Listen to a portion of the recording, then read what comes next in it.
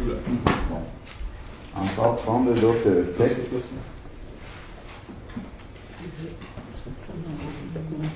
C'est bon? Pour compléter ce que nous sommes en train de dire,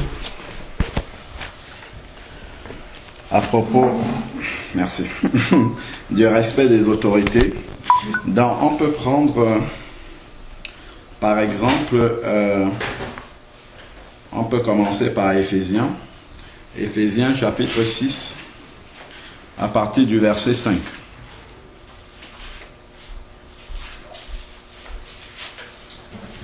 Éphésiens chapitre 6, verset 5.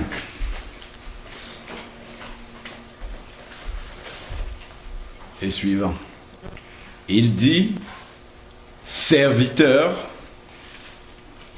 on peut remplacer cela dans notre siècle par employé, puisque c'est un peu ce que nous faisons. Serviteur, obéissez à vos maîtres, selon la chair, avec crainte et tremblement. Si je veux traduire ça dans notre génération aujourd'hui et dans notre contexte, je dirais employé, fais ton travail avec respect pour tes responsables dans la crainte et le tremblement. Dans la simplicité de cœur, comme au Christ. Qu'est-ce que ça veut dire? Et c'est quelque chose dans lequel il nous manque souvent de discernement. Parce que, ici, là, il nous est dit, dans la simplicité de cœur, comme au Christ. Donc, lorsque je suis en train de servir Dieu, par exemple, dans une activité spirituelle, comme intercéder par exemple, prêcher la parole de Dieu, ou bien la louange, ainsi de suite, je ne suis pas dans les murmures. Je ne murmure pas contre Dieu. Je ne dis pas, Dieu, pourquoi tu me punis en me donnant le fardeau des personnes pour que j'ai à intercéder. Mais au contraire, je le prends pour une grâce que le Seigneur me fait de pouvoir justement porter les fardeaux des autres.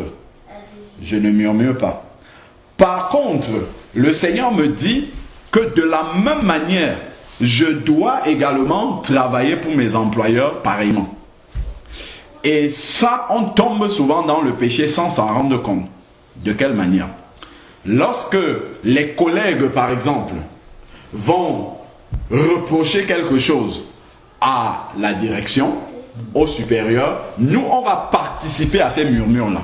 Et souvent, on va participer pas de façon objective. Parce que c'est pas qu'on doit soutenir un responsable qui fait des choses qui ne glorifient pas Dieu, mais c'est qu'on va intervenir selon la chair. En fait, on va parler comme les collègues qui ne sont pas éclairés, qui ne sont pas dans le Seigneur parlent.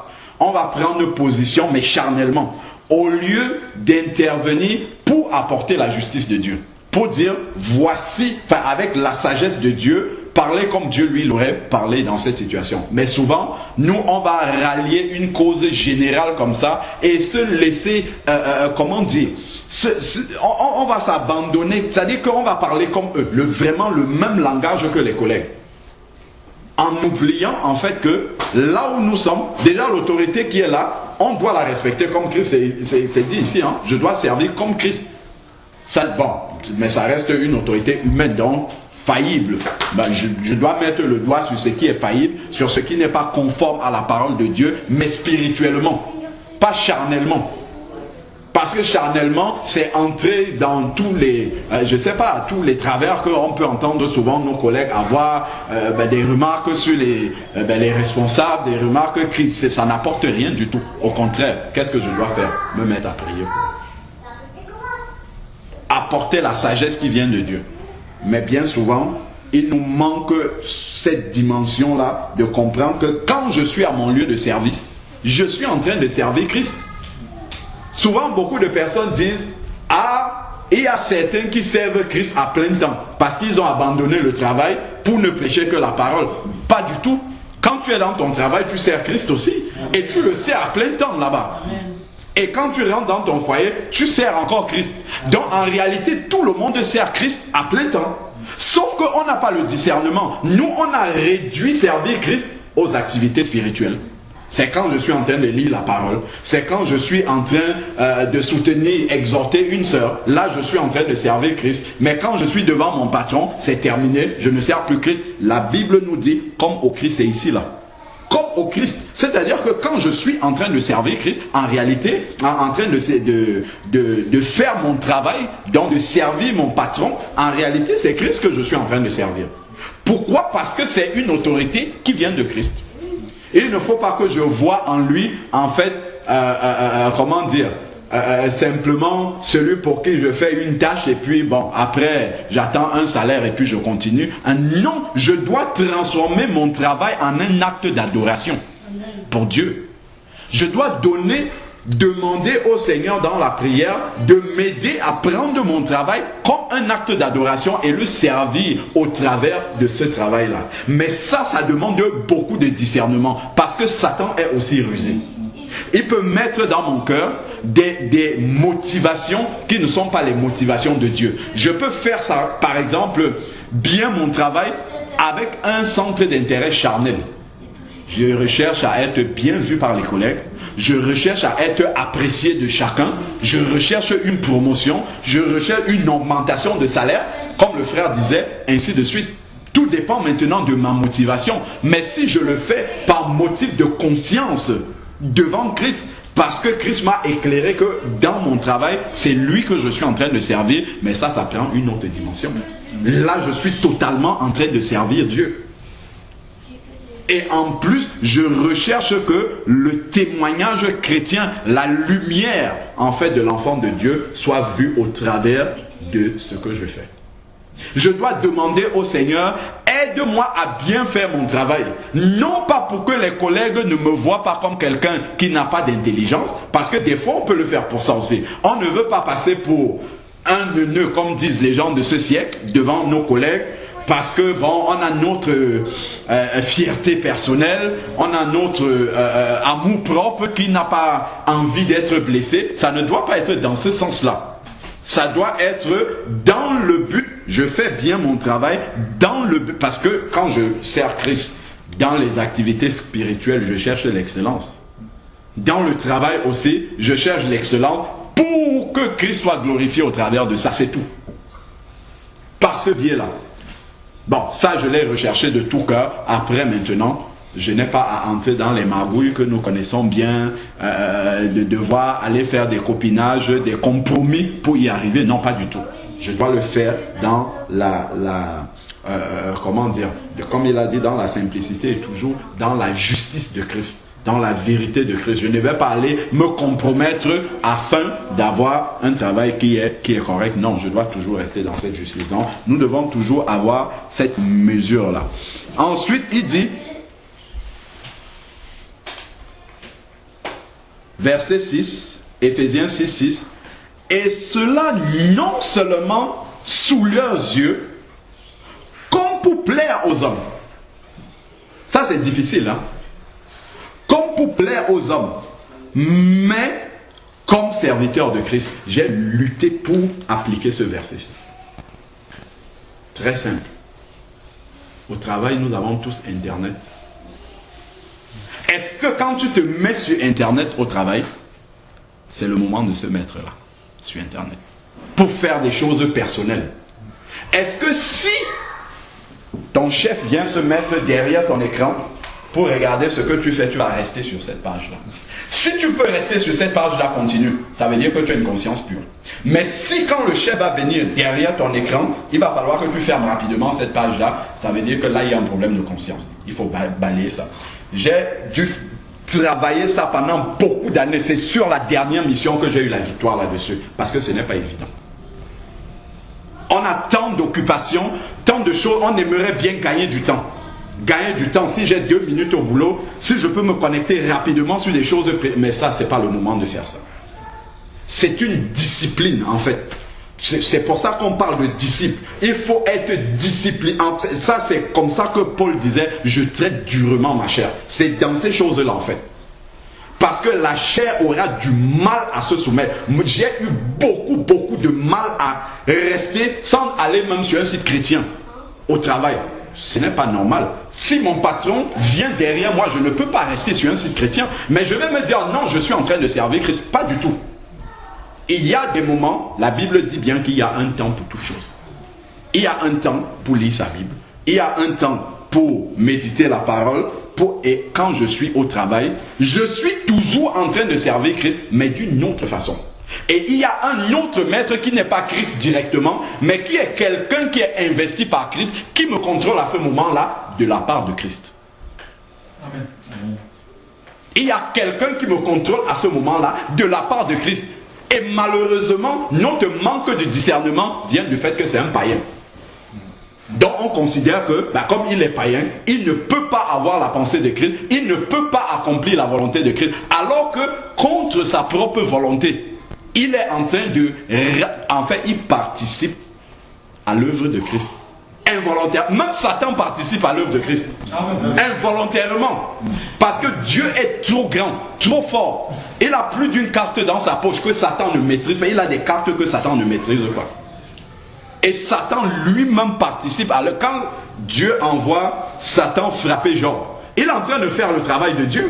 Parce que Dieu veut éprouver Job pour que Job atteigne une autre dimension, une autre stature. Et Satan a travaillé pour que Job atteigne cette dimension-là. Il a participé à élever Job dans l'intimité avec Dieu, dans la foi en Dieu, dans la confiance en Dieu, dans la persévérance jusqu'à la fin. Il a aidé Job à atteindre cette dimension-là.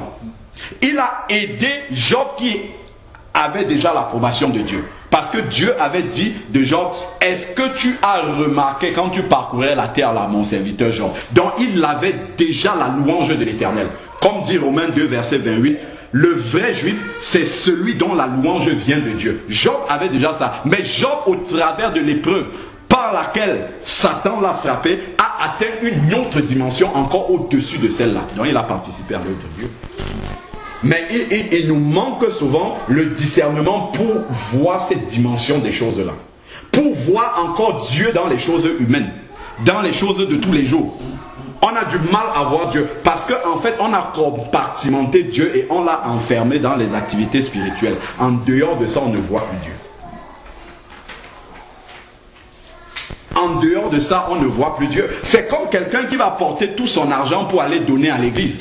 Il pense que c'est là qu'il est en train de servir Dieu, alors qu'à côté de lui, il y a des gens qui souffrent. Dieu, Matthieu 25 le dit. Lorsque j'étais en prison, tu m'as rendu visite. Lorsque j'avais faim, tu m'as donné à manger. En fait, c'est toutes les personnes à qui on peut apporter ces choses-là, qui ne sont peut-être pas des chrétiens. C'est à Jésus. Jésus dit à chaque fois que vous leur avez fait ça, c'est à moi que vous l'avez fait.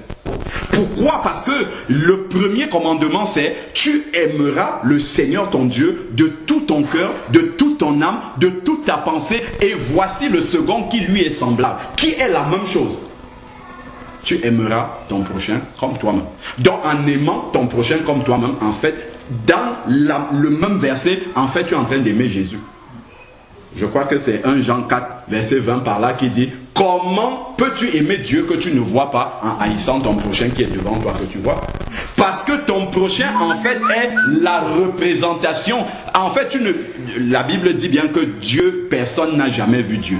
Tu ne peux pas voir Dieu. Donc tu vas aimer Dieu au travers de ton prochain qui est là devant toi. Donc en aidant ton prochain, en fait c'est Jésus que tu es en train d'aider. Parce que Jésus se suffit, il a tout, il n'a besoin de rien. Donc pour donner à Jésus, c'est à ton prochain que tu vas donner. Et mon prochain, ce n'est pas seulement le pasteur. Le pasteur n'est pas le seul prochain. Il y a beaucoup de prochains qui ont besoin de mon aide. Donc il y a vraiment cette dimension-là, parce que nous sommes très religieux en fait. On voit Dieu de façon très religieuse. Très en fait. Alors, et c'est là où Jésus, c'est dans cette dimension-là en fait que Jésus perdait les pharisiens, ils ne comprenaient rien du tout. C'est là, parce que les pharisiens, ils faisaient ça justement. Ils avaient enfermé Dieu au point où, mais je crois qu'il y a un verset dans les évangiles qui disent que vous annulez la parole de Dieu par vos traditions. Toi, au lieu d'aller aider ton père avec l'argent que tu gagnes ou ta mère, tu vas prendre ça pour aller donner à l'église. Et eux, les pharisiens, ils validaient ça. Et Jésus condamnait ces choses-là. Il dit, si tu gardes même l'argent que tu as pour venir donner ça en offrande à l'église, c'est ce que Jésus dit, hein, en offrande à l'église, laissant ton père et ta mère. Mais ça, en fait, c'est une abomination pour Dieu. Parce qu'il dit d'honorer son père et sa mère. C'est en honorant ton père et ta mère, en fait, c'est Jésus que tu es en train d'honorer. C'est Dieu que tu es en train de servir comme ça. Mais cette dimension-là, en fait, on l'a perdue. Et beaucoup de païens font la volonté de Dieu alors qu'ils ne sont pas chrétiens. Parce qu'ils ont la loi de Dieu presque écrite dans leur cœur.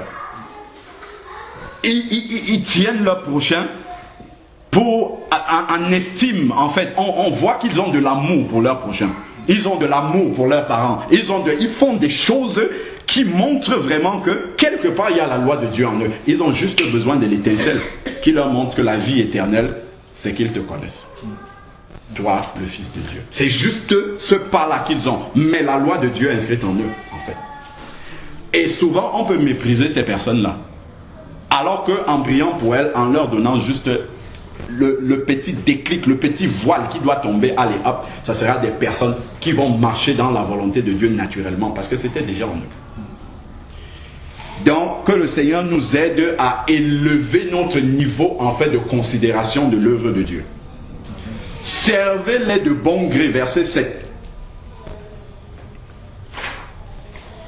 Déjà, relisons le verset 6 parce qu'on l'a commenté et puis on a perdu un peu le fil. Et cela non seulement sous leurs yeux, on a pris l'exemple, comme pour plaire aux hommes. Après, ça peut se décliner. Moi, j'ai pris l'exemple d'Internet parce que c'est très pratique. En tout cas, c'est courant dans notre domaine. Après, dans ceux qui sont dans d'autres domaines, il y a aussi d'autres situations où, en tout cas, tout ce qu'on cache au patron, tout ce qu'on ne veut pas que le patron voit. Si, par exemple, je suis sur un chantier et je sais que c'est interdit de me mettre comme ça, d'avoir les bras ballants et de regarder dans le ciel, si je me mets comme ça et que je ne peux pas adopter la même posture devant mon patron, en réalité, il y a quelque chose qui ne va pas. Parce que, normalement, c'est quelque chose que tu ne dois pas faire devant Christ. Mais comme tu ne vois pas Christ, Christ met un homme devant toi pour que tu le vois et que tu obéisses. Je recommence encore. Comme nous ne voyons pas Dieu devant nous pour nous dire ne fais pas ci, ne fais pas ça, Dieu a compris que l'homme a besoin de voir pour appliquer la parole. Donc pour nous aider à appliquer la parole, il met ses autorités, ses chefs, ses supérieurs pour que nous les voyons et que nous obéissons. Amen. C'est encore par amour qu'il nous donne ces chefs humains là, pour qu'en les voyant que nous craignons et que nous marchons dans les voies de Dieu. Ça c'est la sagesse du Seigneur. Ensuite il dit, comme pour plaire aux hommes, mais comme des serviteurs de Christ, dont nous obéissons à ces personnes-là, même hors de leurs yeux, comme des serviteurs de Christ. Quand nous servons Christ, nous savons qu'il a le regard sur nous et qu'il nous voit partout où nous sommes. De la même manière, je dois considérer aussi que mon patron, qui n'est pas Christ, je dois m'imaginer dans ma tête qu'il me voit aussi, même lorsqu'il n'est pas physiquement devant moi. C'est ça que le Seigneur veut. Et là, en réalité, en faisant cela, je serai en train de vivre sous la lumière de Christ. Parce que en fait, même si le patron physiquement n'est pas là, Christ lui me voit quand même. Donc je dois vivre vraiment dans cette lumière-là, si j'ai compris ceci. Et ensuite, maintenant, il va dire, verset 7, servez-les de bon gré. Comme si vous serviez le Seigneur. Là, ça a été trivial. Alors là, il a dit ça terre à terre. De servir nos maîtres selon la chair, nos patrons selon la chair, comme si on servait Christ. En réalité, nous sommes en train de servir Christ parce que ce sont des autorités qui viennent de Christ, même malgré elles.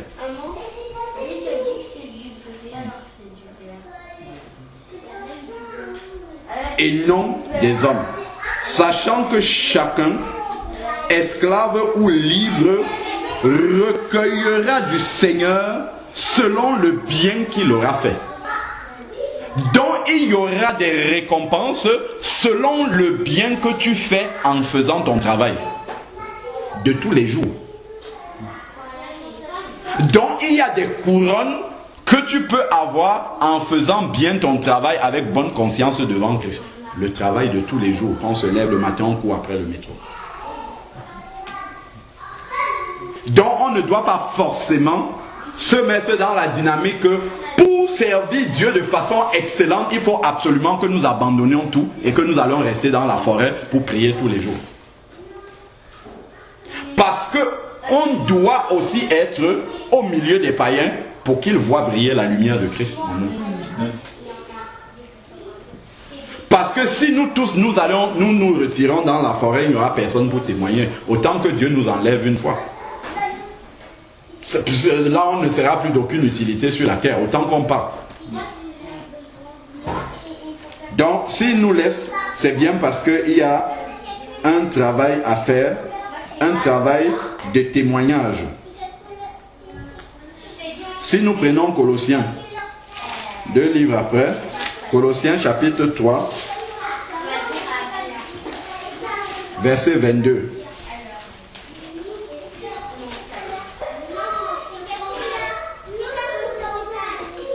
Colossiens chapitre 3, verset 22. Après, on peut entrer dans beaucoup de détails. Servir nos maîtres, nos patrons, même quand ils ne sont pas là. Si j'utilise la photocopieuse du travail pour mes besoins personnels, ça c'est quelque chose dans lequel je suis tombé. Je photocopiais même les livres chrétiens pour distribuer aux gens. C'est après que le Seigneur m'a dit, tu ne fais pas ma volonté. Les livres qui ont aidé des personnes à guérir même. Mais j'ai utilisé, j'étais jeune converti quand je faisais ça, mais j'ai utilisé un moyen que Dieu ne veut pas. Est-ce que tu m'as prié pour me demander comment est-ce que tu peux faire?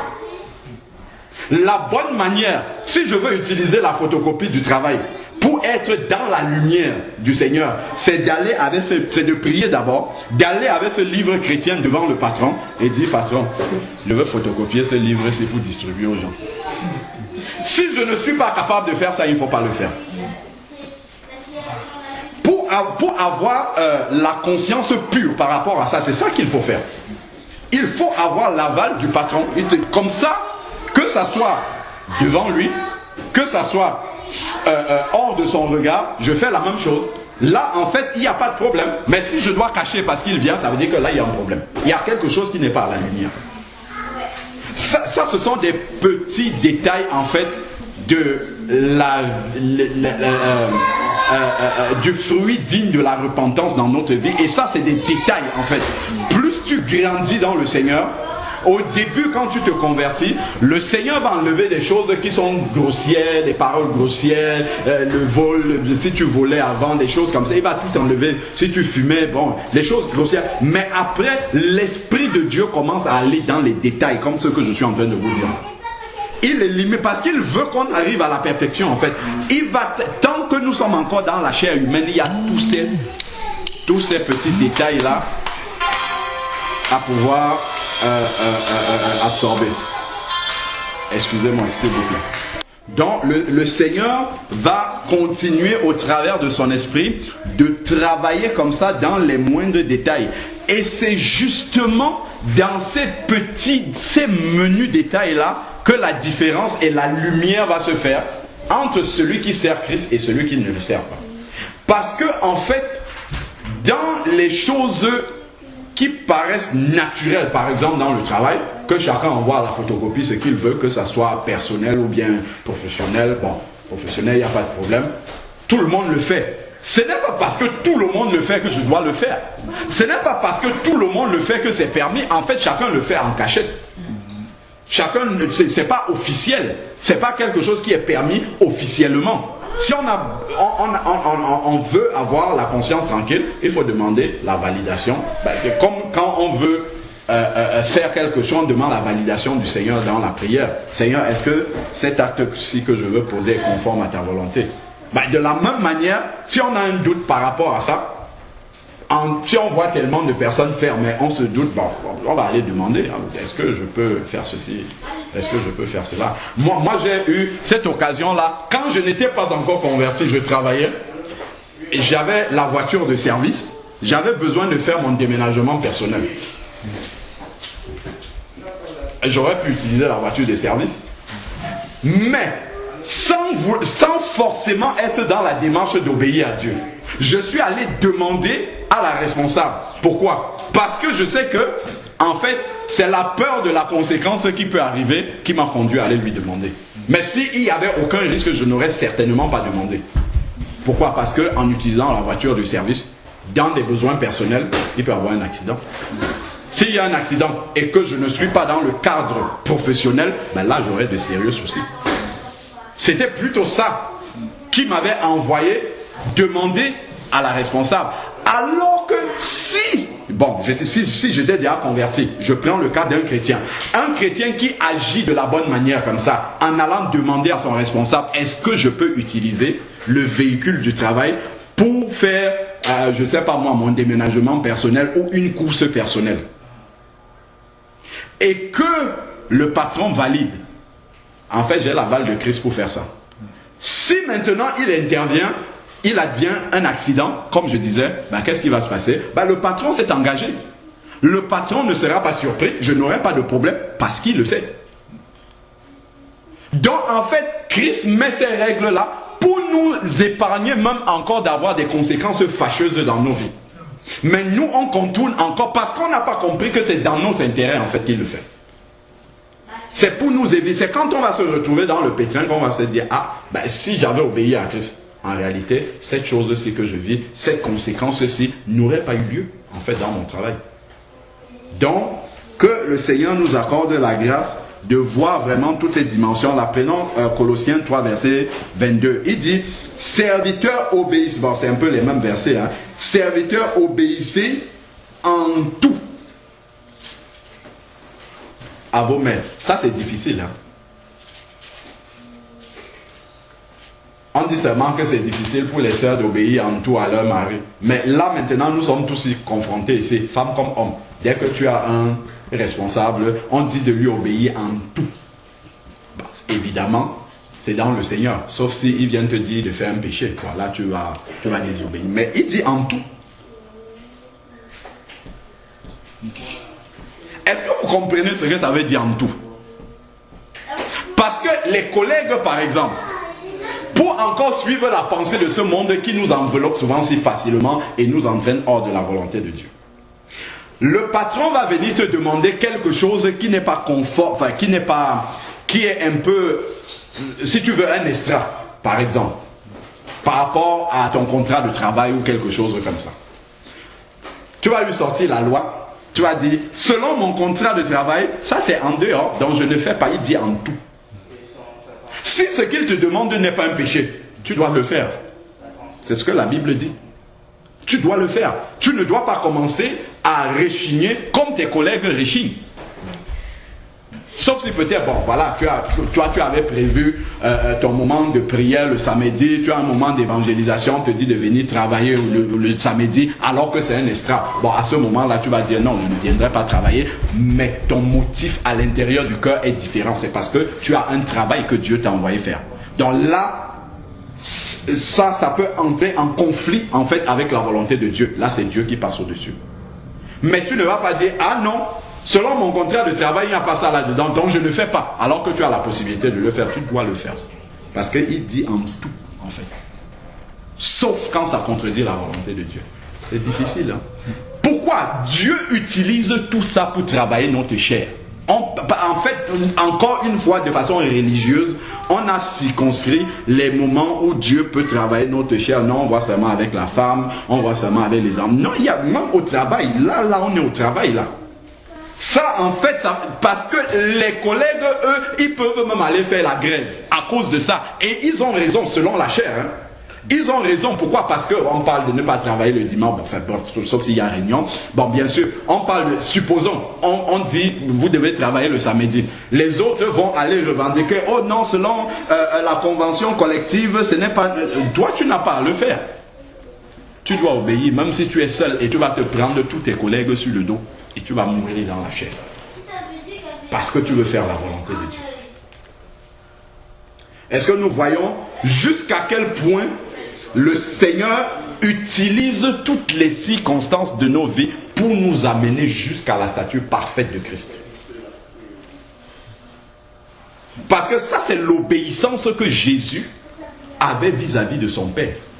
C'est cette obéissance-là qui se décline dans tous les différents domaines que le Seigneur dit: obéissez à vos maris, obéissez à vos maîtres, en tout, ainsi de suite. Tout ça, en fait, c'est pour casser notre propre volonté. Pourquoi? Parce que le jour où tu te baptises, ou bien le jour où tu acceptes le Seigneur, tu dis: je t'accepte comme Seigneur, d'accord, ok. C'est-à-dire que je prends l'engagement de te soumettre ma volonté. Ah, mais maintenant, il faut que Dieu te donne les occasions où ta volonté est contraire à celle que l'autorité te donne, pour que tu vois véritablement est-ce que tu as soumis ta volonté à Christ. Si tu n'as pas des preuves de situation, c'est facile de dire: bon, ok, moi j'ai soumis ma volonté à Christ parce que maintenant je lis la Bible tous les jours, je prie. Ça, non, c'est pas seulement ça. C'est pas ça, soumettre sa volonté à Christ. C'est aussi dans la dimension des situations pratiques de la vie. Et le Seigneur utilise, il sait qu'on passe beaucoup de temps au travail. Peut-être même plus de temps au travail qu'à la maison.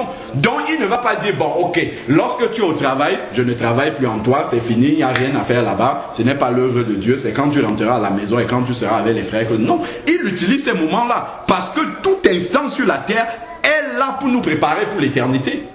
Elle est là pour travailler en nous, justement, le caractère de Christ pour qu'il se manifeste. Donc il utilise toutes ces circonstances-là. Donc ça, ce n'est pas le fruit du hasard. Ce n'est pas anodin comme ça. C'est vraiment que Dieu œuvre dans tous ces détails-là. Et il faut qu'il nous ouvre l'intelligence pour que nous voyions tous ces aspects-là.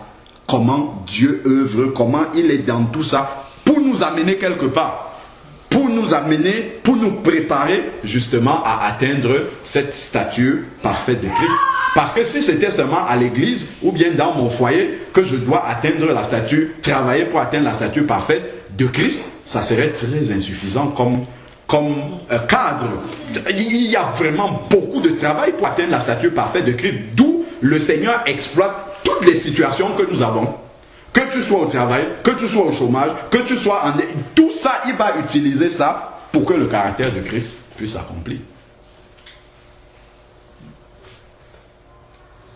C'est important. Si je suis au chômage, comme c'est le cas, je ne vais pas faire les travaux, les tâches domestiques juste pour que ma femme applaudisse.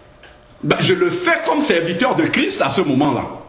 Comme travaillant pour Christ à ce moment-là. Donc je dois le faire avec le même engagement que lorsque je suis en train de prêcher la parole. Parce que Christ utilise aussi ça pour continuer à faire grandir son caractère. Ensuite, il dit, et cela, bon, on a déjà dit, non seulement sous leurs yeux, comme si vous cherchiez à plaire aux hommes, mais dans la simplicité de cœur, dans la crainte du Seigneur. Donc quand on le fait, ce n'est pas parce que j'ai peur du patron. Parce qu'effectivement, les collègues peuvent dire: toi tu as peur, tu as autant peur. Non, en fait c'est Christ que tu crains. Ce n'est pas l'homme qui est devant toi. Ce n'est pas la décision que le patron peut prendre de t'enlever du travail. Tu ne fais pas ça pour préserver ton travail. De toute manière, Dieu, s'il veut t'enlever de là, il va t'enlever. Ça c'est sûr et certain. Donc ce n'est pas ça qui va t'amener à préserver. Ce n'est pas dans le but de devoir préserver ton travail. Non, c'est dans le but de pouvoir plaire à Christ, obéir à Christ, être un sacrifice pour Christ dans son travail. Très important. Donc, il faut qu'on soit vigilant par rapport à ces choses-là. Si par exemple, on me donne l'ordinateur du travail, le téléphone du travail, si ce que je fais sur ce téléphone ou sur cet ordinateur, si je peux le faire devant mon patron, gloire au Seigneur, il faut que je continue. Mais si je ne peux pas le faire, moi je me rappelle, quand j'étais encore païen, j'étais dans une entreprise où on m'avait donné un téléphone de service. Mais en fait, je n'avais plus de forfait, c'était mon téléphone privé. Mais ça, je ne dois pas le faire en tant qu'enfant de Dieu. Je dois finir avec le téléphone du travail, je pose ça au travail et je pars. Sauf si effectivement je suis d'astreinte et qu'il faut que je l'aie, ben je le mets là et de l'autre côté, j'ai mon téléphone particulier. Moi je connais un frère éclairé dans la parole, versé dans les Écritures, pasteur, qui se déplace avec la voiture de service d'un pays dans un autre et il prêche sur la sanctification, mais il n'est pas éclairé dessus. Nous voyons à quel point c'est subtil. Hein? Je dis, il se déplace à titre privé avec la famille, avec la voiture de service d'un pays à un autre et il est en train de prêcher sur la sanctification et c'est sur Internet. Je ne suis pas en train de l'accuser, mais je suis en train de dire en fait que ça, ce sont des détails en fait quand tu laisses Christ indexer jusque dans les coins et les recoins. Parce que en fait, quand tu as des personnalités importantes qui entrent par exemple chez toi, c'est que le salon est bien ordonné, tu vas dire, bah, allez hop, asseyez-vous, tout est clean et tout. Si tu laisse-moi un peu aller dans la chambre de l'autre côté là-bas, tu vas dire non, ça c'est mon jardin secret. C'est un peu sens dessus-dessous, je ne vais pas te laisser aller. C'est un peu comme ça. Donc nous tous, on a des domaines comme ça où on dit, bon Christ, vraiment, ici là, laisse ça, c'est un peu... voilà. Ce n'est pas à ce point-là. Est-ce qu'un chrétien doit... Et là, on va se trouver des alibis. Est-ce que quand on est chrétien, on ne doit plus... Là, en fait, je suis déjà en train de prendre la parole du diable. Christ a-t-il réellement dit? Je commence maintenant la théorie dans ma tête. Je commence maintenant, en fait, comment on dit, à raisonner. Je commence à raisonner. Pourquoi? Parce que je ne veux pas mourir. Là, il y a une pause où il faut mourir. Comme Christ portait sa croix, après il y avait des stations où il tombait. Là, en fait, il y a une station où tu dois tomber avec ta croix. Mourir à ce moment-là, te relever avec ta croix et continuer le chemin. Mais comme tu ne veux pas tomber, mourir à cet endroit-là, tu continues avec la croix. Au besoin, tu la coupes même et tu avances. Donc, vraiment, que Dieu nous fasse grâce de voir tous ces détails. Et effectivement, quand je réfléchis, j'avais un gros forfait de service. Et si réellement je l'utilisais que pour le travail, je vous assure qu'il y aurait peut-être 3-4 appels par mois. À l'époque où il y avait, bon, c'était pas encore comme maintenant où à, je sais pas, 20 €, tu as un forfait où tu appelles tout le monde. Non, il y avait un forfait de peut-être 4 heures ou 5 heures ou 6 heures qui coûtait près de 200 €. En réalité, pour les besoins de service, je n'avais quasiment pas besoin parce que j'étais assis dans le travail et il y avait un téléphone fixe que j'utilisais pour mon travail. De temps en temps, je me trouvais en déplacement et je n'avais même pas forcément besoin d'utiliser le téléphone, sauf si il y avait vraiment un cas exceptionnel où il fallait appeler pour transmettre une information au travail. Donc en fait, ça devait être un forfait inutile. Bon, comme c'était inutile, païen que j'étais, mais je ne suis même pas sûr que même si j'étais chrétien, au début je devais discerner ça. Tant qu'à faire, il y a un forfait qui est là, qui est payé, que je l'utilise ou pas du tout, il est payé. Donc même, parce que je sais quand même que même n'étant pas encore converti, j'avais quand même quelques problèmes de conscience. Mais ça ne m'avait jamais traversé l'esprit. Du tout, du tout.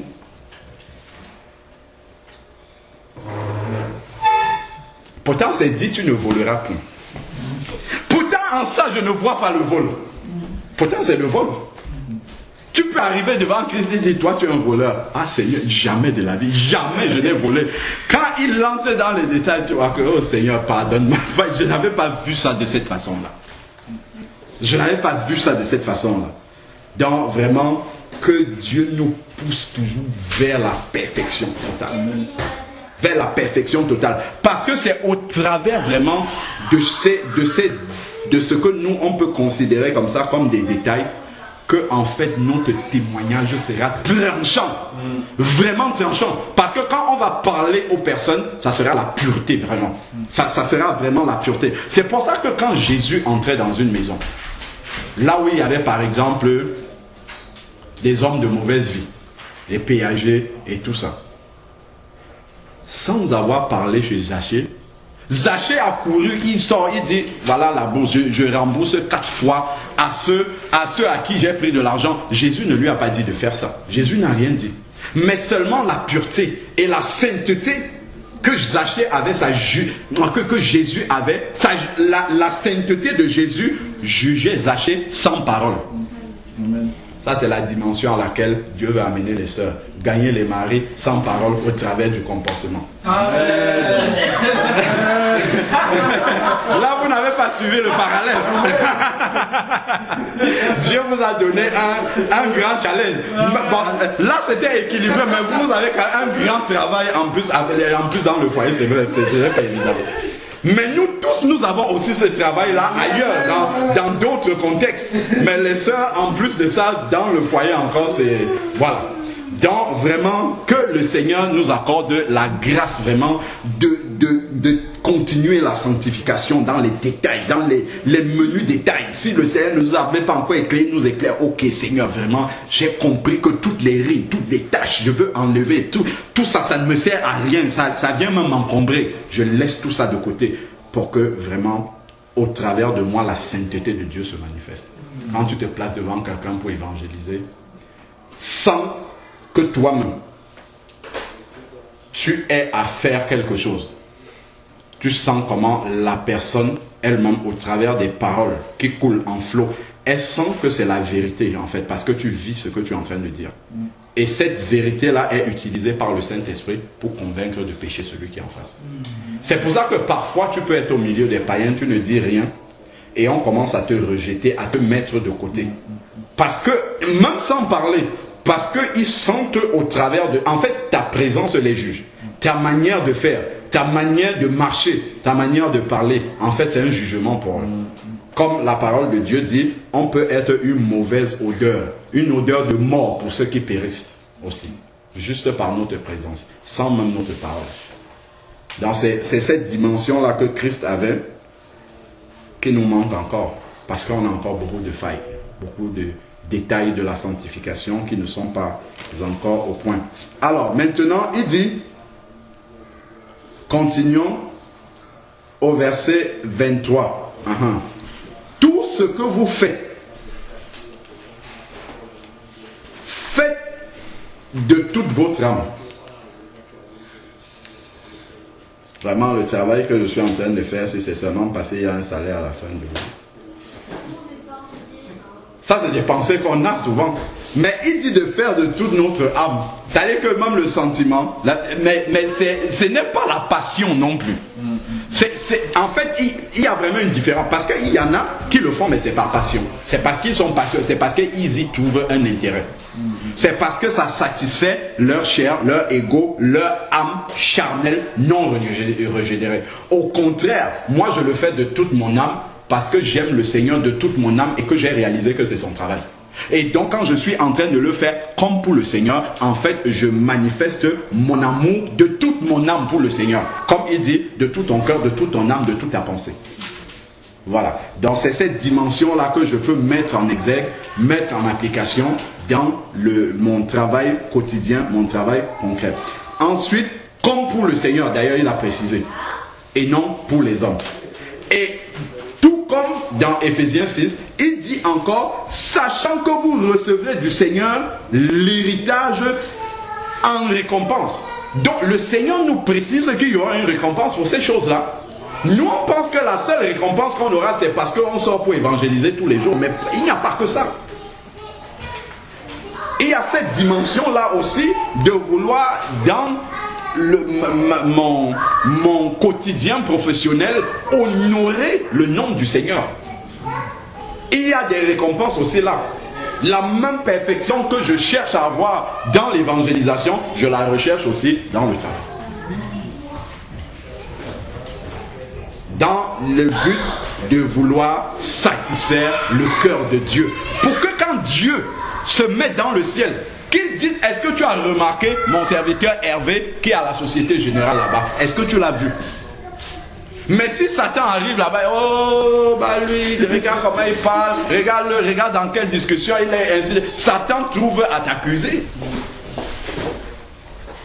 Je me rappelle encore de l'une des missions que j'avais à la Société Générale là-bas, avec la collègue convertie avec qui on évangélisait souvent et tout.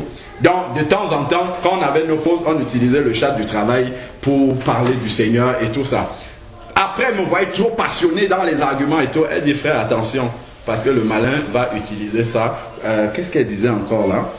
va utiliser ça pour nous accuser. Alors que les chefs ne voient pas. Mais ce qu'elle dit, elle a raison. Parce que le malin peut amener ça contre nous. Nous sommes dans l'horaire de travail, nous ne sommes pas en pause. À la limite, en pause. Mais là, tu es dans l'horaire de travail et de temps en temps, tu es en train de parler du Seigneur, ainsi de suite. Ce n'est pas le moment de le faire. Attends quand tu seras en pause avec les collègues pour le faire. Parce qu'il y a un temps pour tout et Dieu est un Dieu d'ordre.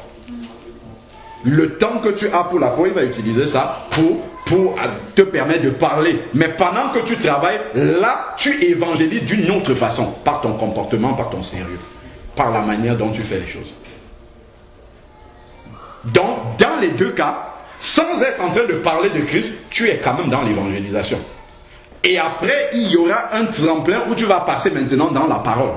Où tu vas devoir dire des choses sur Christ. Mais avant ça, il faut incarner la parole de Christ. Et ça aussi, c'est aussi l'évangélisation. Donc, parce qu'on pense que non, il faut utiliser absolument tout le temps que j'ai dans le travail pour être en train de parler de Christ. Non, à un moment donné, il faut vivre Christ. Ça en fait partie. Je vis Christ et là, je suis en conformité. Je ne heurte pas mon patron qui m'a embauché pour faire son travail. Et maintenant, au moment de pause, à la pause, on ne dit pas, on n'impose pas aux gens ce qu'ils ont à faire. Et au moment de la pause, moi, j'exploite ça maintenant pour évangéliser, pour parler de Christ à ceux qui veulent l'entendre, et ainsi de suite. Et ça me rappelle le témoignage du frère Henri Viomura, qui disait que quand il était prof à la fac, il donnait son cours aux élèves parce qu'il était payé pour donner cours. Et à la fin du cours maintenant, il dit, ceux qui veulent rester, je peux commencer avec un autre travail pour lequel l'université ne me paye pas. Ceux qui veulent écouter l'évangile, vous pouvez rester dans la salle. Et il partageait l'évangile avec ceux qui voulaient rester. Et à un moment donné, il y avait déjà des personnes qui s'intéressaient et tout. Là, il est allé voir le recteur. Il a dit au recteur, est-ce que je peux utiliser les salles de classe après mes cours en dehors? Et c'est pour ça que je parle. Enfin, c'est un exemple de mise en application de ce que je disais, d'aller demander l'aval de celui qui est l'autorité que le Seigneur a mis là. Il est allé, il a prié et il est allé voir le recteur pour demander au recteur, c'est vrai que j'imagine un peu un tel contexte, d'aller voir le recteur, ok, voilà, je suis prof de gestion à l'université, est-ce qu'après les cours de gestion, vous m'autorisez à rester dans la salle avec ceux qui le veulent bien pour leur prêcher l'évangile? On imagine bien quelle incidence ça peut faire. Mais il a demandé, et le recteur lui a dit, vous pouvez le faire tant que ça ne trouble pas l'ordre du campus de l'université. Tant que l'ordre n'est pas troublé, vous pouvez le faire. Et ça lui a permis de parler à ses étudiants comme ça, et même à des étudiants qui n'étaient pas les siens, parce que les autres allaient inviter les autres, et ainsi de suite. Mais là, il avait une conscience pure, parce qu'il avait eu l'aval. Il n'est pas venu, oh non, Jésus est le Tout-Puissant, il est le Maître ici, tout appartient à Jésus, même les salles de classe là. Allez, venez ici là, je prêche l'évangile, Jésus sera avec nous. Non, il n'est pas allé dans le désordre, parce que Dieu est un Dieu d'ordre. Comme il a respecté l'ordre, il a eu le cachet du Seigneur. Parfois, on va se retrouver dans certaines tribulations qu'on dit venir de Dieu, mais c'est parce qu'on a manqué de sagesse en fait. On a fait les choses avec un zèle sans intelligence. Merci beaucoup pour l'expression. Avec un zèle sans intelligence. Et parfois, justement, dans notre précipitation, on fait les choses avec un manque de sagesse. Alors que si on prenait un peu de temps pour demander la sagesse de Dieu, on le ferait encore plus efficacement. On obtiendrait encore plus de résultats avec des témoignages purs qui ne souffrent d'aucun, d'aucun travers en fait. Parce qu'on a pris le temps de demander à Christ, Seigneur, comment je fais dans tel cas? Regarde ce blocage-ci. Est-ce que c'est quand même possible d'aller demander l'aval d'un tel, ainsi de suite, pour faire ce que je fais? Après, effectivement, on peut être dans des cas de figure où il faut transgresser la loi. Je prends le cas de ma soeur qui accompagne des patients en fin de vie, où on sait que là, voilà une âme qui est en train d'aller tout droit dans le feu éternel. Si je vais demander est-ce que je peux prier pour elle, on va refuser. Ben là, je ne demande pas la vie, je prie pour elle au nom de Jésus et j'encaisse les conséquences qui peuvent aller avec.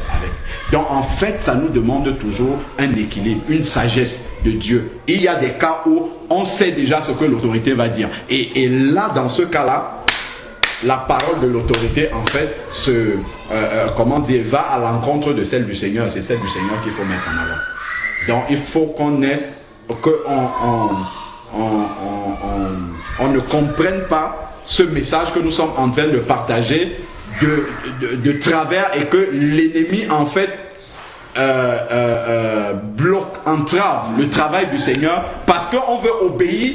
N'oublions pas, c'est un serviteur de Dieu mais c'est un païen. Mais donc on doit discerner dans ce qu'il par exemple, on a voté le mariage homosexuel. Si je suis un mec chrétien, bon, ce qui normalement ne devrait pas arriver, supposons que j'étais déjà mère et je me suis converti après. Donc je suis un mec chrétien, on me dit, bon, tu vas marier les 2 filles qui sont là-bas. C'est un ordre qui vient de l'autorité, mais le Seigneur dit que c'est une abomination. Donc qu'est-ce que je dois faire? Je ne dois pas dire que là, bon, l'autorité a dit de faire, je vais le faire quand même, Seigneur, c'est l'autorité qui vient de toi. Non, clairement, cette autorité-là, cet ordre-là, précisément, est en dehors. Donc je dois mettre ça de côté. Ben, de la même manière, comme je dis souvent à la sœur, même dans le foyer, je suis avec un mari inconverti, oui, j'obéis en toutes choses dans le Seigneur. S'il me demande des choses qui sont en dehors du Seigneur, je lui dis avec sagesse, avec politesse, avec respect, je lui fais comprendre que là il est en dehors de la volonté de Dieu et puis il me demande d'aller contre Dieu, tout simplement. Et je prie avant. Donc c'est vraiment ça que nous devons appliquer aussi avec les autorités. Bon, l'autorité du travail, on a souvent du mal à la voir. Bon, les autorités civiles, la police, tout ça, c'est un peu plus facile parce qu'ils sont répressifs tout de suite. Donc, on obéit souvent à cause des conséquences, non pas par rapport à Dieu qui a le regard sur nous. On obéit parce qu'on sait qu'il peut avoir des conséquences. Mais il faut qu'on obéisse maintenant comme au Seigneur. Comme par exemple, dès qu'on dépasse une limitation de vitesse. Moi, j'ai directement le cas de conscience, immédiatement, dès que j'ai 1 kilomètre en plus, tout de suite l'Esprit de Dieu me dit, là tu n'es pas dans la volonté de Dieu. Tout de suite, immédiatement, je sais que je ne suis pas dans la volonté de Dieu. Et là, je lutte maintenant pour lever le pied de l'accélérateur, pour obéir à le panneau qui est là. Parce que ça, ce n'est pas contre la volonté du Seigneur. Et le Seigneur utilise ça. Pourquoi je ne fasse pas l'accident? Quand je vais aller faire mais pourquoi Jésus m'a laissé faire l'accident? En fait, tu avais désobéi. Tu étais hors de la volonté de Dieu. Il te limite, il donne l'autorisation aux autorités de limiter ta vitesse pour préserver ta vie encore, pour que tu continues l'œuvre de Dieu sur la terre. Tout ça, le Seigneur le fait avec une extrême sagesse, mais on ne discerne pas toujours toute la sagesse de Dieu dans toutes ces choses-là. Tout ça, en fait, contribue vraiment à nous faire grandir spirituellement, à nous approcher toujours plus de la stature de Christ. Donc, il parle toujours de récompense à chaque fois. Servez Christ, le Seigneur. C'est la fin du verset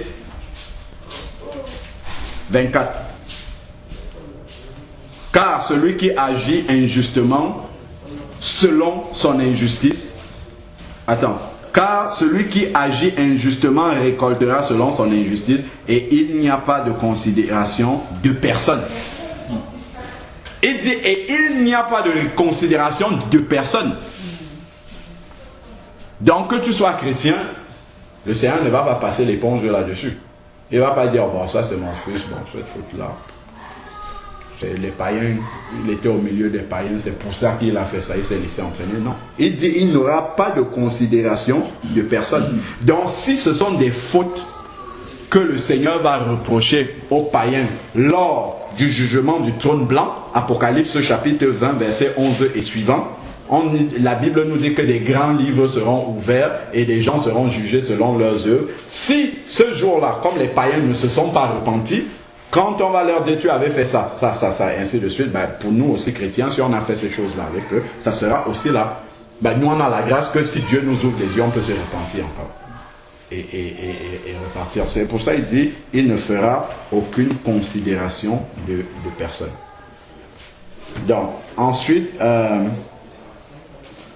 Pierre, chapitre 2, verset 18.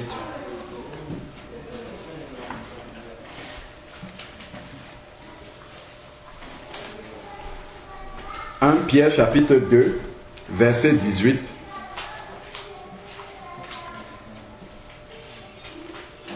Pierre 2, verset 18.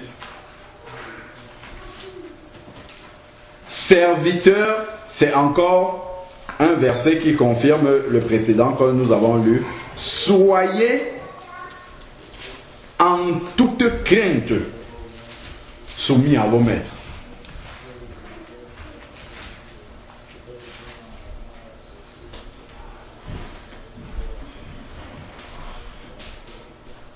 Je crains de faire quelque chose qui est contre la volonté de mon patron, non pas parce qu'il va me licencier, mais parce que Dieu me voit. Ça, c'est le chagrin que j'avais dans mon cœur quand je vois, par exemple, que là, je vais arriver en retard au travail. Ce qui me fend le cœur, c'est le mauvais témoignage que je donne et le fait de savoir que Dieu n'est pas content. C'est ça qui me fait mal. Pas, je ne sais pas, l'image, enfin, en tout cas pas une autre considération, mais c'est parce que je sais que le Seigneur n'apprécie pas. C'est pas parce que le chef va me faire une remontrance et que ça ne va pas me plaire. Non, c'est parce que je sais que Dieu veut que je fasse mieux que ça. Dieu veut que je sois un exemple et je ne le suis pas. Donc ça m'attriste de n'avoir pas fait la volonté de Dieu. Et ça, c'est une bonne tristesse, parce que c'est une tristesse qui est communiquée par le Saint-Esprit, parce qu'on sait qu'on n'est pas dans la volonté de Dieu. Donc on est mal par rapport à ça. C'est ça qui montre que quelqu'un a vraiment expérimenté une authentique conversion. C'est comme ça que la véritable nouvelle naissance se manifeste à l'intérieur de quelqu'un. C'est ce changement-là, cette transformation, cette conscience-là devant Dieu, ces combats intérieurs-là que nous avons parce que nous ne sommes pas pleinement dans la volonté de Dieu. C'est ça qui montre que nous avons la vie éternelle en nous. C'est ça qui montre que nous sommes véritablement en contact avec Dieu. Mais si on est léger et qu'on ça c'est pas le plus important, il y a plus grand que ça, Dieu veut que je médite 10 heures par jour, mais là on n'est pas vraiment dans cette tristesse-là devant Dieu de ne pas être dans sa volonté. Donc ensuite il dit, non seulement, là on nous rajoute dans ce verset-ci une autre dimension encore. Une autre dimension qui nous ramène à un verset que Jésus a donné. Il dit ici, serviteur, verset 18, soyez en toute crainte, on a déjà dit, soumis à vos maîtres, non seulement à ceux qui sont bons et doux, mais à ceux qui sont difficiles. Et ça c'est plus délicat à mettre en pratique. C'est plus compliqué à mettre en pratique d'être soumis à un maître qui est difficile. On s'imagine, nous faisons partie d'une équipe avec un maître, avec un responsable qui est grincheux, qui est connu de tout le monde, que c'est quelqu'un de pas aimable du tout, ainsi de suite. Mais Dieu nous dit que nous devons lui être soumis de la même manière que s'il était aimable. Et même de prier pour lui. Et ne pas être dans l'association avec les collègues pour médire. Puisqu'il dit que je ne m'asserai pas sur la même table que les moqueurs. Mais parfois on est bien associé avec eux et on a perdu toute conscience devant le Seigneur. Et on est dans ses paroles, dans ses commentaires. C'est pour ça que parfois tu peux te retrouver dans une équipe et on trouve que tu n'es pas intégré du tout. Moi j'ai vécu ça. Tu n'es pas intégré dans l'équipe. En réalité, c'est pas que tu ne veux pas t'intégrer. Parce que selon ce monde-ci, S'intégrer dans une équipe, c'est parler de tout comme ça, amuser la galerie, c'est ça qu'ils veulent. C'est cette image de passe-partout qui dit tout, qui amuse tout le monde, qui fait des fantaisies et tout ça. C'est ça qui montre que voilà, il est dans l'équipe, il a l'esprit d'équipe. Alors que Dieu dit d'être lent en parole. Donc si tu ne parles pas, on va dire, ah ben lui il est dans son coin, il n'est pas participatif, il n'est pas ainsi de suite. Mais c'est parce que tu fais attention à ta bouche pour qu'elle ne pêche pas en parlant avec les collègues. C'est encore là, tu veux mettre la volonté de Dieu, mais ça risque d'attirer la foudre sur toi. Après, quand tu vas aller à l'évaluation annuelle, on va te dire, ouais, bon, il y a ce point-là, travailler un peu, je sais pas moi, les mots qu'ils utilisent souvent pour dire que non, il faut que tu t'impliques un peu, parce que si on veut que tu sois, voilà. Ayons conscience de ces choses-là. C'est des choses, c'est pour ça que le Seigneur, quand il dit, celui qui veut vivre pieusement sera persécuté, on se demande, mais Seigneur, ça c'était pour les temps des apôtres qui étaient crucifiés et tout ça, qui mouraient en martyr. Mais nous aussi, nous avons ces morts en martyr, sauf qu'on ne meurt pas physiquement, c'est la chair qui meurt en fait. C'est la chair qui en prend un coup. En fait, c'est du martyr d'aller te mettre comme ça devant l'autorité et de dire quelque chose que tu sais que de toute manière, ça va te desservir pour ton évolution professionnelle. Par motif de bonne conscience devant le Seigneur. Ça, c'est le type de mort que nous avons maintenant. C'est le type de martyr que nous avons à passer aujourd'hui. Pour que la volonté de Dieu soit accomplie. Pour que l'image du Seigneur puisse être vue des païens et su des païens. Donc, nous devons être aussi soumis au maître difficile. En plus, il dit que c'est une grâce. Je crois que c'est dans Matthieu 5 qu'il dit que si nous aimons seulement ceux qui nous aiment, qu'avons-nous fait? Si nous avons un chef qui est aimable, qui vient, qui ramène les gâteaux à tout le monde et tout ça et qu'on l'aime, bon, comme tous les collègues qui ne connaissent pas Dieu, tant mieux. Mais si quand tout le monde se ligue pour dire que tel monsieur, tel responsable, il est méchant, il est c'est, bon non, pas tant que ça, vous voyez, il y a quand même tel aspect qui, bon, on ne dit pas de mentir, mais on va quand même aborder dans le sens de la justice, l'équité en fait. Donc on ne va pas peindre un tableau aussi noir que tout le monde et ne voir absolument aucun aspect positif. Non, on va être dans l'équilibre, dans la justice. On ne va pas, on va essayer d'être juste. En fait, c'est ce à quoi le Seigneur nous appelle. Bien sûr, il faut dénoncer les œuvres des ténèbres. Si le chef, par exemple, parle mal aux gens, il faut... si les gens le disent, oui, c'est vrai, ils parlent mal aux gens. La Bible dit bien que des mauvaises paroles ne sortent pas de votre bouche, ainsi de suite. S'il fait des coups bas et qu'on le dit, oui, il fait des coups bas aux gens, c'est pas normal, ce sont des œuvres des ténèbres, ça, il n'y a pas de problème. Mais c'est pas d'entrer dans toutes ces discussions-là qu'il y a souvent. Dès qu'un collègue est là, il sort, tout le monde se met ensemble pour parler mal de lui, ainsi de suite. Ça, il faut laisser ça de côté. Il faut vraiment laisser ça de côté. Et c'est comme ça que le malin, justement, peut tacher nos robes subtilement. On l'attend souvent dans des grandes choses. Il peut tacher nos robes subtilement.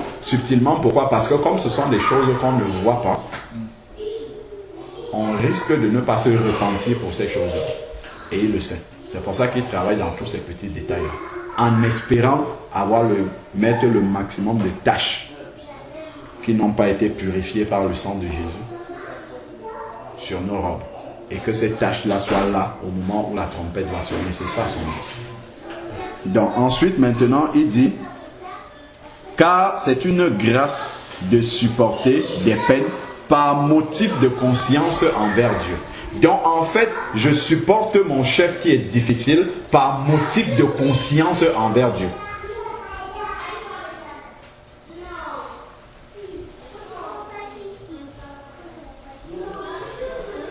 Après, ça peut toujours ne pas tourner dans le bon sens.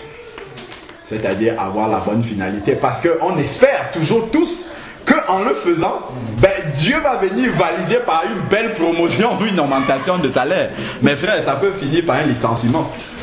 Moi, je l'ai expérimenté, vous le savez bien. C'est comme ça. Ça peut finir de cette façon-là. Donc, il faut s'attendre à tout. Par motif de conscience envers Dieu, et Seigneur prend le contrôle de la suite, quelle que soit la couleur que ça va prendre. Et les conséquences. Donc, c'est par motif de conscience devant Dieu. Il dit que c'est une grâce de supporter ces peines-là parce que nous voulons plaire à Dieu. Motif de conscience. Envers Dieu, quand on souffre injustement, parce qu'on supporte un chef qui lui-même sait qu'il est insupportable, mais comme c'est par motif de conscience envers Dieu, nous l'acceptons quand même. Mais si, tout en faisant le bien, vous supportez la souffrance, c'est une grâce devant Dieu. Donc il nous appelle à renverser la vapeur en faisant le bien, en faisant le contraire de ce que l'autre fait. Quand j'ai un chef qui m'envoie des paroles difficiles, soit je me tais, si je n'ai pas la retenue de pouvoir lui parler aussi avec sagesse, si je sens qu'en débitant, ça va être dans l'affrontement, je préfère laisser me taire, me calmer, prier intérieurement et laisser venir la paix de Dieu dans mon cœur. Mais si je sens que je suis apaisé, la Bible dit bien dans Proverbe 15, au verset 1, qu'une parole douce, calme, voilà. Donc, c'est ce que nous devons appliquer dans ces circonstances-là. Et il dit, c'est à cela, en effet, que vous avez été appelés. Donc, quand le Seigneur nous appelle à lui, c'est pour vivre le bonheur de la vie éternelle déjà sur la terre, mais c'est pour vivre la souffrance de Christ aussi. Il dit que c'est à cette souffrance-là que nous sommes appelés. Alors que nous avons souvent dans la tête de croire que comme je suis devenu enfant de Dieu, il va m'éviter toutes ces situations-là où je peux me retrouver dans ces cas-là. D'avoir une autorité de qui je dépends, qui est difficile, ainsi de suite. Autorité dans tous les domaines. Je peux avoir un mari qui n'est pas converti, qui est difficile, et Dieu me dit de le supporter et que c'est une grâce. C'est une grâce un peu difficile quand même. C'est difficile de le concevoir humainement comme une grâce, mais Dieu dit que c'est une grâce et qu'il y a une récompense qui est attachée à ça. Ça doit être une parole d'encouragement, ça. De se dire que Seigneur, tu m'as jugé digne de supporter un mari insupportable. Tu as prévu que c'est ma part de ta croix que je dois porter avec toi. Par motif de conscience. Et là, ça prend une autre dimension. On n'est plus dans les murmures là. On dit waouh, Seigneur. Tu vois, on peut trouver dans la parole de Dieu comme ça des paroles d'encouragement dans les choses difficiles qu'on vit au quotidien, mais dans lesquelles le Seigneur vient nous encourager en disant non, ma fille, ne pense pas que c'est voilà en fait que c'est une punition que je te donne. Non, c'est une souffrance par motif de conscience, parce que je veux travailler quelque chose en toi pour que tu atteignes une certaine stature avec moi. Et au besoin, quand tu auras atteint cette stature-là, ton mari va se convertir. Et puis la souffrance sera terminée. Peut-être c'est lui qui va souffrir avec toi maintenant. Parce que tu vas trouver qu'il ne va pas assez vite, parce que tu vas ainsi de suite. Enfin, bref, c'est une façon de parler. Voilà, donc par motif, c'est à cela que nous sommes appelés, parce que Christ lui aussi a souffert, et il a souffert injustement. Il n'a pas souffert justement, il a souffert injustement. Donc nous aussi, nous sommes appelés à souffrir injustement comme Christ. Il dit carrément que nous sommes appelés. Donc c'est un appel. Quand quelqu'un dit souvent, ah, je prie Dieu pour connaître mon appel, voici un appel pour tout le monde. Tout le monde a l'appel de souffrir par motif de conscience envers Christ, de souffrir injustement. C'est un appel que nous avons. Amen. Toi qui cherches ton appel, voici un appel que tu as ici là. Amen. Ça c'est un appel qu'on fuit.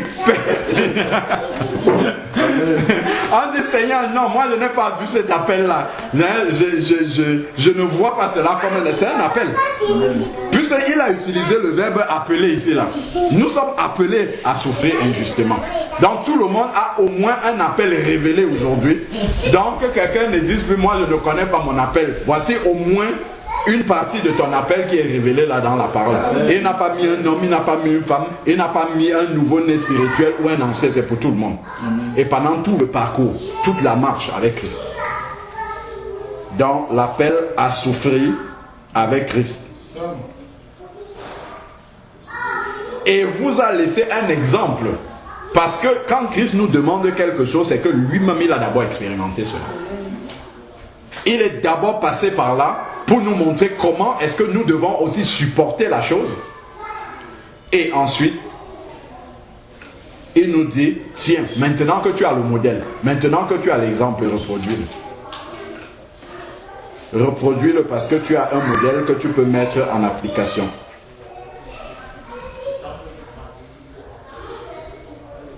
Afin que, ça c'est ce qu'on vient de dire, afin que vous suiviez ses traces. Lui qui n'a pas commis de péché. Encore que des fois nous, ça peut être souvent la conséquence, ça pourrait arriver que ça puisse être la conséquence de nos écarts, la conséquence de notre manque de sagesse qui nous entraîne dans cette tribulation-là. Mais Christ, lui, n'avait rien fait qui justifiait qu'il puisse être soumis à un tel châtiment. Il dit, et dans la bouche duquel il ne s'est pas trouvé de fraude.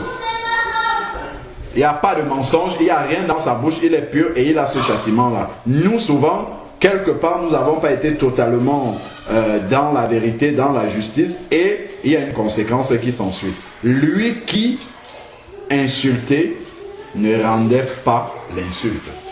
Donc là maintenant, il entre dans les détails du modèle que Christ nous a donné, du modèle de souffrance, du modèle de mort. On va dire, si tu ne réponds pas, c'est que tu es un faible. Les gens du monde vont dire, tu es une poule mouillée. Et quand on va te dire, tu es une poule mouillée, le vieil homme va se réveiller. De qui est-ce qu'on dit ça? Alors que c'est là que tu dois te taire alors et laisser agir. Maintenant Christ, là tu passes à une autre dimension. Celui qui ne bronche pas, dit Jacques, est un homme parfait. Il dit insulter ne rendait pas l'insulte. Souffrant ne faisait pas de menaces. Quand on te fait souffrir, tu commences à menacer les autres. Tu vas voir, ainsi de suite. Nous, on a une voisine qui est en dessous, qui est une maman d'un certain âge et qui nous fait toutes les misères. Dès qu'il y a un moindre... Oh, elle commence à cogner. Boum, boum, boum, boum, boum. C'est-à-dire qu'elle vient se plaindre. Quand on est entré dans l'appartement, elle vient se plaindre alors que les meubles étaient encore dans la cave. En bas, il dit qu'on tire les meubles. Alors que on avait laissé les meubles parce qu'on voulait faire du rafraîchissement. Bon, enfin, des choses un peu aberrantes comme ça. Ben, nous, on sait comment ça fonctionne dans ces cas. Tu sais ce que tu dois faire. C'est de descendre la menacer un bon coup. Et puis c'est réglé. L'histoire, c'est terminé. Elle ne va plus jamais venir, elle va se calmer. On sait que c'est une solution qui marche systématiquement. Est-ce que toi, en tant que chrétien, tu vas accepter de souffrir? Ou bien est-ce que tu vas aller menacer la petite mamie et puis la souffrance va s'arrêter? Je ne vous cache pas qu'un jour, je suis allé parler avec elle et j'ai commencé à dire des paroles et après j'ai regretté dans mon cœur. Ah ben non, ben si c'est comme ça, ben allez habiter en pavillon, ainsi de suite. Parce que j'étais excédé, là la chair a commencé à parler. Et j'ai senti que si je reste là, mais la chair va s'exprimer dans tous les sens. Là il faut que je parte. Et quelques mots, je suis parti tout de suite parce que je savais que je ne peux pas tenir ce que je sais de la parole de Dieu dans ce contexte-là. Sachant bien qu'elle a tort. Ça va être difficile. À ce moment-là, on fait ce que Joseph a fait. Quand il était devant la femme de Potiphar. et que le péché tapait à sa porte, il a laissé le manteau, il est parti en courant. Parce que là, il y a quelque chose, on risque de sortir de la volonté de Dieu. On sent le danger, on sent que là, ça sent mauvais. Il y a quelque chose qui va arriver, là, il faut partir. Si on sait qu'on ne peut plus tenir et que le péché commence à cogner à notre porte, là, il vaut mieux se sauver, partir. Donc, ensuite, il dit ici, souffrant, il ne faisait pas de menaces, mais s'en remettait à celui qui est le juste juge. Oh Seigneur, est-ce que tu vois comment une petite mamie de rien du tout me menace? Je sais que j'ai tous les muscles pour en finir avec elle, s'il fallait en venir physiquement. Je sais que verbalement, je peux l'écraser, elle ne peut rien faire. J'ai toutes les armes pour l'arroser et qu'elle se taise une bonne fois pour toutes, mais je ne vais pas les utiliser. Ça, c'est ce que Jésus a expérimenté à la croix. On lui dit, si tu es le Fils de Dieu, et il est descendu de la croix, mais il n'est pas descendu. Il pouvait descendre. Il dit à Pilate, je peux faire venir, mon Père peut m'envoyer une légion d'anges pour me délivrer. Mais je ne vais pas lui demander ce secours-là. Il est là, on claque à gauche, claque à droite, soufflait à gauche, soufflait à droite, on crache sur lui. Mais il est là. Alors qu'il a tout pour dire une seule parole. Toute la terre pouvait être éteinte en une fois. Il pouvait consumer tous les habitants de la terre. Oui, là, il pouvait appeler le feu sur toute l'humanité en une parole. Mais il n'a pas usé de ça. Les disciples, à un moment donné, étaient excédés parce qu'on les avait chassés d'un territoire. Jean, qui est l'apôtre de l'amour, il dit à Jésus, Seigneur, veux-tu qu'on invoque le feu qui descend du ciel et les consume? Jésus dit, oh, doucement, doucement. Vous ne savez pas de quel esprit vous êtes animé. Vous ne savez pas de quel esprit vous êtes animé. Là, c'est la chair qui est en train de parler. Là, c'est vraiment le vieil homme qui se manifeste dans toute sa, comment dire, dans toute sa sauvagerie. C'est là où on voit toute la laideur du péché. C'est pas évident de savoir que bon là j'ai une belle arme qui est posée là, une belle Kalachnikov si on veut, je peux arroser celui qui vient, mais la personne vient avec mon arme, je dis bon, avec son arme devant moi, je dis tue-moi, prends même au besoin ma Kalachnikov, je vais mourir. Pas évident. Mais il dit que c'est à ça qu'il nous a appelés. Ça, c'est l'appel que nous avons de vivre la croix avec le Seigneur. Vivre la mort avec le Seigneur. Quand il dit dans Romains 6 là, qu'on s'identifie à une même plante avec Christ, nous mourrons avec lui déjà par les eaux du baptême. Ça, c'est la mort spirituelle. Mais après, il y a la pratique qui suit derrière. Ça ne va pas se limiter juste. Christ n'est pas mort comme ça. On l'a pris sans souffrance. Non, il y a eu Gethsemane. Il y a eu le chemin avec la croix. Il y a eu les railleries. Il n'a rien dit. Il y a eu tout ce processus-là jusqu'à ce que finalement, il soit sur la croix et qu'on le cloue. Et qu'il reste encore dessus pendant 3 heures et que finalement, il finisse par s'éteindre.